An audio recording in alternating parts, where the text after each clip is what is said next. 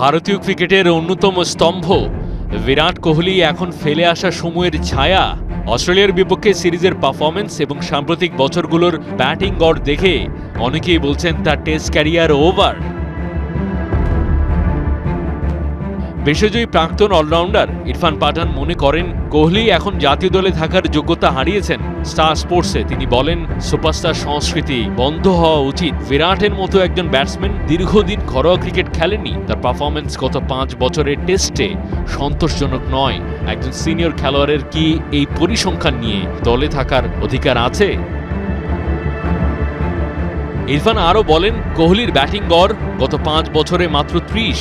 বিশেষ করে অস্ট্রেলিয়া সিরিজে তিনি মাত্র একটা সেঞ্চুরি করেছেন, তবে বাকি 8 ইনিংসে প্রায় একই ভুল করে আউট হয়েছেন উইকেটের পেছনে ক্যাচ দিয়ে।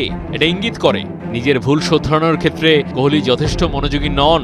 ইরফানের মতে কোহলির সমস্যাগুলোর সমাধান করা সম্ভব ছিল। মাঠ থেকে সুনীল গাভাস্কারের দূরত্ব খুব বেশি নয়, তিনি তো এখানেই কমেন্ট্রি করেন। একটু কথা বলতে কতক্ষণ লাগে, কিংবা অন্য কোনো সিনিয়রের কাছ থেকে টেকনিক্যাল সহায়তা নিতে পারতেন, কিন্তু কোহলি তা করেনি। এটাই তার সবচেয়ে বড় ভুল। পারফরমেন্সের এই ধারাবাহিক পতন কোহলির মতো একজন লেজেন্ডের জন্য চিন্তার বিষয়। টেস্ট ফরম্যাটে তিনি আর কতদিন দলের অবিচ্ছেদ্য অংশ হয়ে থাকতে পারবেন সেটা সত্যি এখন সংশয়ের। মাহদি হাসান, ৭১।